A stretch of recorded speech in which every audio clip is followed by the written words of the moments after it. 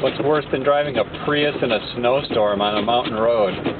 Answer, pulling a travel trailer. My God. If that was me, I would have parked a long time ago.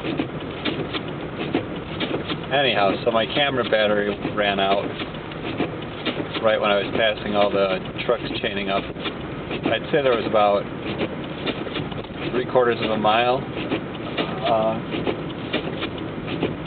worth of trucks there, and oh my, a Greyhound bus.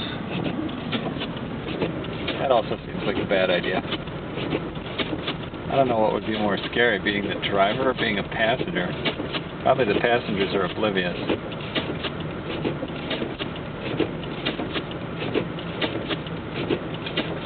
There's a tow truck standing by. That wouldn't be a terrible idea. Yeah, heavy wrecker.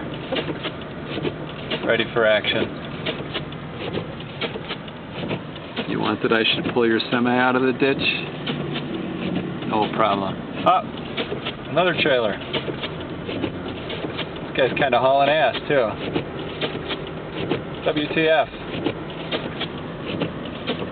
See that wrecker? Might have some business from that guy.